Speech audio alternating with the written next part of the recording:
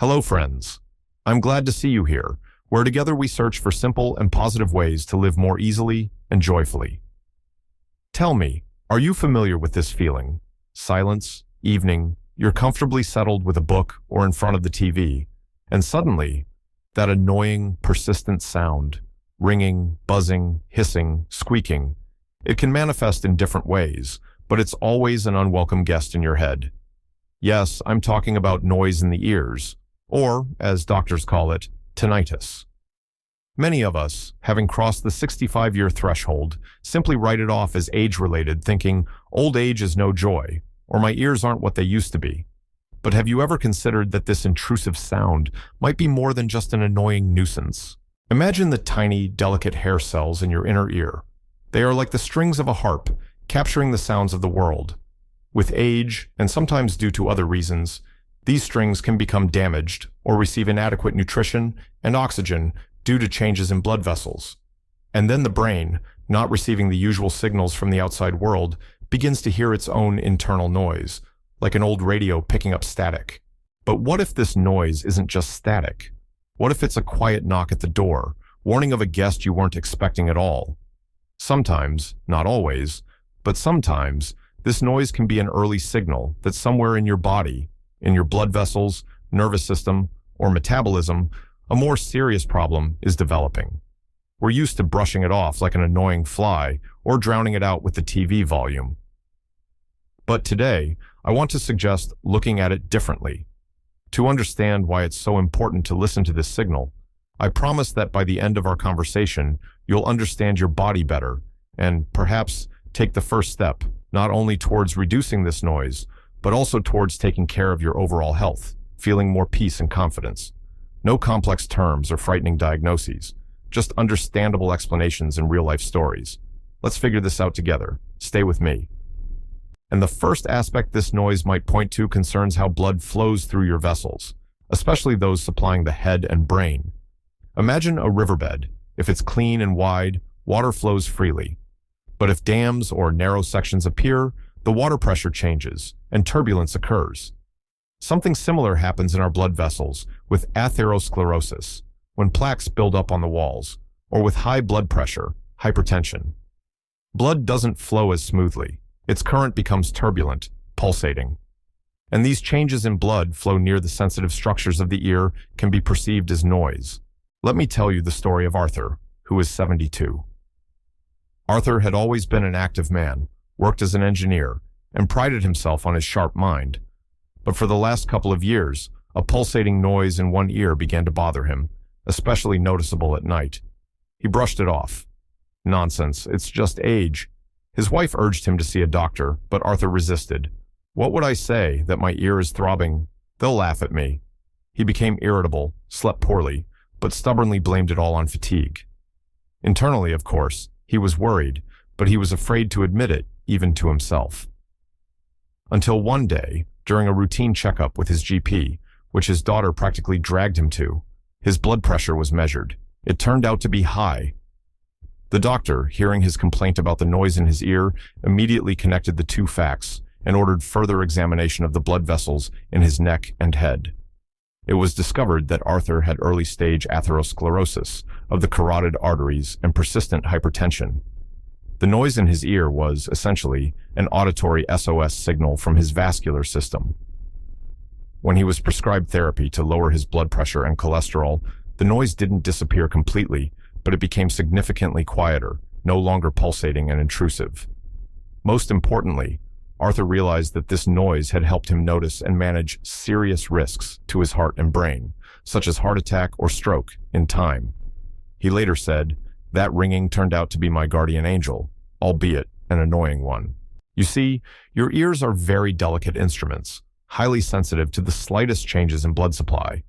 If the noise is pulsating, matches your heartbeat, or appeared suddenly, it's a strong reason to check your blood pressure and the condition of your blood vessels. This isn't just about taking care of your ears, it's about taking care of your life. Listen to yourself. Perhaps your body is trying to tell you something. Yes, Arthur's story shows how important it is to monitor your blood vessels, but sometimes the noise doesn't come alone. It arrives accompanied by another change we also often attribute to age, gradual hearing loss. Perhaps you've noticed yourself asking people to repeat things more often or finding it harder to understand speech in a noisy environment. And the ringing in your ears seems louder, especially in silence. Why does this happen? Imagine a room where music, external sounds used to play, and then it was turned off. In the resulting silence, you suddenly start hearing the hum of the refrigerator or the ticking of a clock you didn't notice before. Our brain works similarly. When, due to age-related or other hearing loss, it stops receiving enough sound signals from the outside, it starts to listen more actively and can bring internal nervous system noises to the surface, noises that were previously masked by external sounds. This is called hyperactivity of the auditory centers in the brain. Here's the story of Eleanor, 68 years old. She started noticing that her grandchildren seemed to be mumbling under their breath, and her husband constantly complained that she turned the TV up too loud. At the same time, a constant high-pitched squeal appeared in her ears, driving her crazy at night. Eleanor felt terrible. She felt like she was going deaf and crazy simultaneously. She withdrew into herself, started avoiding meeting friends because she was embarrassed to ask them to repeat themselves and found it difficult to keep up a conversation. She thought these were two separate problems. One, her ears weren't hearing well, and two, they were ringing. When her daughter finally convinced her to see an audiologist, a hearing specialist, the test revealed moderate high-frequency hearing loss. The doctor explained the connection. Your brain is trying to compensate for what it's not hearing properly, and it's generating this phantom sound. Eleanor was fitted with hearing aids. She was very self-conscious at first, thinking, "That's it, now I'm an old woman with a hearing aid." But when she wore them for the first time, the world filled with sounds again. She heard birds singing, which she hadn't noticed for a long time, and could talk normally with her grandchildren. And the most surprising thing, the ringing in her ears became much less bothersome because her brain was receiving enough external stimulation again. She seemed to blossom, returning to socializing, to life. If you've noticed that the noise in your ears is accompanied by difficulty understanding speech, be sure to get your hearing checked. Sometimes, addressing the hearing problem can also help tame the intrusive noise. Don't let silence and noise isolate you from the world. Perhaps the solution is closer than you think. As you can see, addressing a hearing problem can also affect tinnitus. However, sometimes this intrusive sound is just one symptom, and it's important to notice what else is happening with your body, whether there are other signals. It's crucial to be attentive to accompanying symptoms. For example, if the noise is accompanied by dizziness, loss of balance, or a feeling of pressure or fullness in the ear, this could indicate problems with the inner ear, such as Meniere's disease. This condition is related to an imbalance of fluid in the inner ear and requires monitoring by an ENT doctor and a neurologist. In rare cases, especially if the noise is one-sided and accompanied by other neurological symptoms, like facial asymmetry, limb weakness, vision problems, it could be linked to more serious issues, such as an acoustic neuroma, a tumor on the auditory nerve, or even vascular problems in the brain that could be precursors to a stroke. Please, don't panic immediately. Such cases are rare, but this is precisely why it's important not to dismiss symptoms, especially if they appear suddenly or worsen over time. Tinnitus can also be associated with thyroid problems or diabetes. These conditions affect metabolism and blood circulation throughout the body, including the delicate structures of the ear. Listen to the story of David, age 75. He had experienced mild tinnitus for a long time and had gotten used to it. But one day, episodes of severe dizziness, where the room literally spun before his eyes, accompanied by nausea, joined the noise. David got scared, but thought he had just overexerted himself at the dacha, country house. The attacks recurred. He became afraid to leave the house alone. His wife insisted he see a doctor. After examinations by an ENT and a neurologist, he was diagnosed with Meniere's disease. David was initially devastated. An incurable disease. What do I do now? But the doctor explained that the condition could and should be managed. A special diet, medication to relieve attacks, and exercises for the vestibular system. Yes, the disease didn't disappear completely, but David learned to live with it. The attacks became much rarer and weaker, and the tinnitus also slightly decreased with treatment. Most importantly, the fear and uncertainty vanished. He realized the noise and dizziness were signals that helped get the correct diagnosis and start taking action. Your body is a single system. Noise in the ears can be an echo of problems originating in another corner of your body. Be attentive to yourself, to any new or changing sensations. If the noise is accompanied by other symptoms, don't wait, consult a doctor. Early diagnosis is always your ally. David's story reminds us how important it is to pay attention to a combination of symptoms. But there's another, sometimes unobvious reason why tinnitus might appear or worsen, and it might literally be in your medicine cabinet. We often take medications to manage certain health problems, but don't always consider that they might have side effects affecting other organs, including our hearing. There is a whole range of drugs known to have ototoxicity, meaning they can damage the structures of the inner ear or the auditory nerve, causing or worsening tinnitus and hearing loss. Such medications can include certain antibiotics, especially aminoglycosides, high doses of aspirin, and other non-steroidal anti-inflammatory drugs, NSAIDs, that many take for joint pain, some diuretics, chemotherapy drugs, and even certain antidepressants. Let's remember Margaret, aged 70. She suffered from arthritis, and her doctor had recently prescribed a new, strong anti-inflammatory drug. Her knee pain indeed lessened, but about 2 weeks after starting the medication, Margaret noticed a constant ringing in her ears that wasn't there before. Initially, she didn't connect it to the pills, thinking it was a coincidence, the weather, blood pressure, but the ringing became increasingly intrusive, interfering with her sleep. She complained to her daughter on the phone. Her daughter, a nurse, immediately asked, "Mom, have you started taking any new medications? Check the leaflet. Does it list ringing in the ears as a side effect?" Margaret found the leaflet, and sure enough, that side effect was listed. At her next doctor's appointment, she mentioned it. The doctor confirmed that this drug could indeed cause tinnitus and switched her to another medication with a different mechanism of action. Sometime after stopping the first drug, the ringing in Margaret's ears gradually subsided and almost disappeared. She was so relieved. "Who would have thought," she said, "that the cure for the ringing was right there in my medicine cabinet. I just needed to be more careful." If tinnitus appeared or worsened after starting a new medication, or even after increasing the dose of an old one, be sure to discuss it with your doctor. Do not stop taking the medication on your own. But it is essential to report the side effect. Your doctor might be able to find an alternative treatment that is just as effective but safer for your hearing. Sometimes the cause of that annoying noise really can be hidden in the pill you're taking with the best intentions. It's important to be aware of this and consult your doctor promptly. So, as you can see, even things meant to help us can sometimes create problems for our ears. And sometimes it's the other way around. The noise itself isn't that loud, but our internal state, our worries and anxieties, make it unbearable. Have you noticed that during times of stress or fatigue, the noise seems louder, more intrusive? It's not just your imagination. Stress and anxiety can indeed amplify the perception of tinnitus. Why? Imagine your brain is a sound amplifier. When you're calm and relaxed, the volume of the internal noise is set to minimum. But when you experience stress, your body goes into fight or flight mode, the nervous system becomes agitated, and this amplifier cranks the volume knob to maximum. The noise becomes dominant, attracting all your attention, which in turn increases anxiety even more. It becomes a vicious cycle. The noise causes stress, and stress amplifies the noise.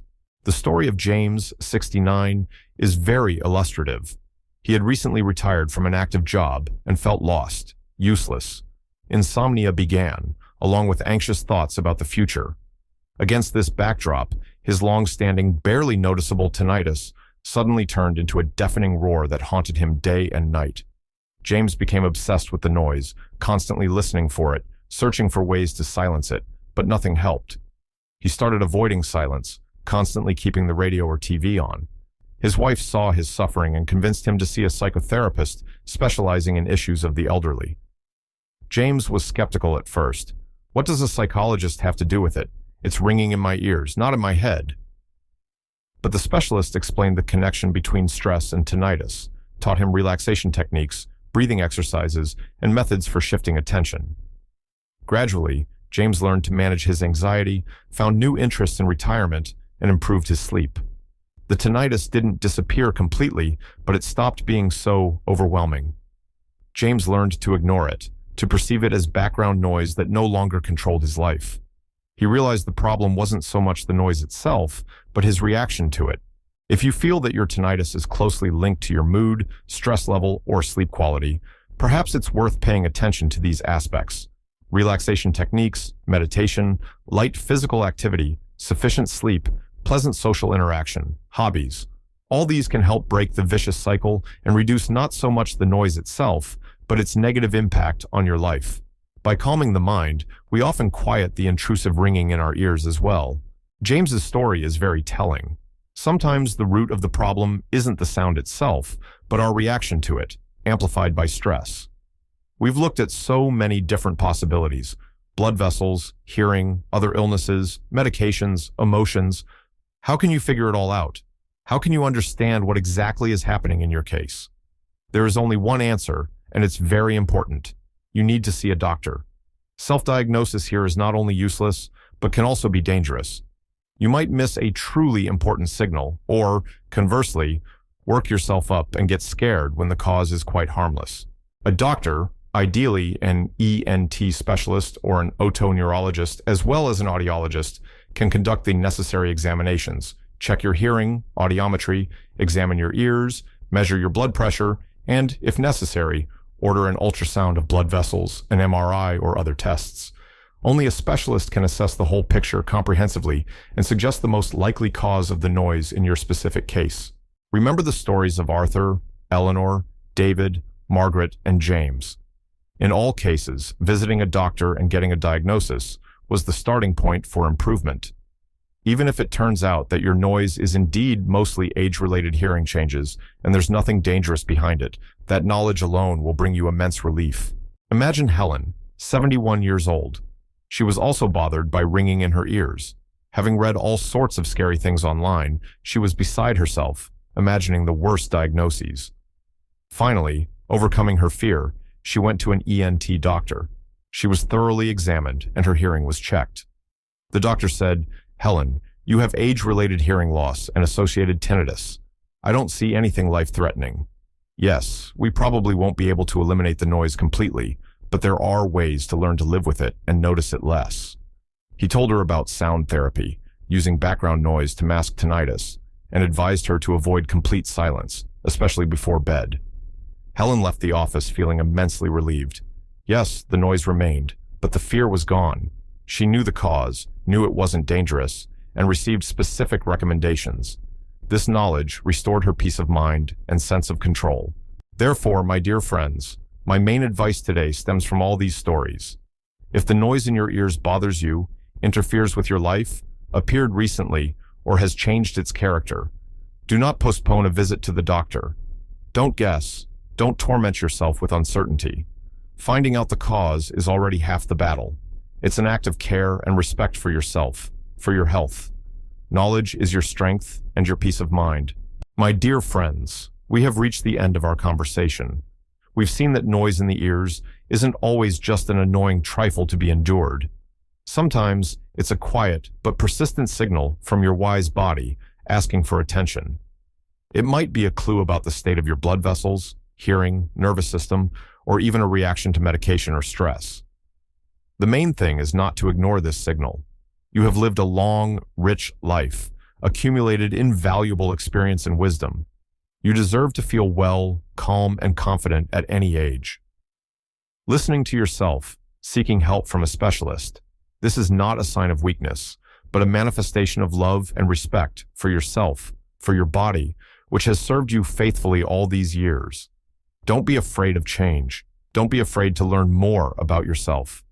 Even a small step towards your health can yield great results, more energy, peace, and joy in every day. Remember, you have every right to feel good, and you have the power to do a lot for it.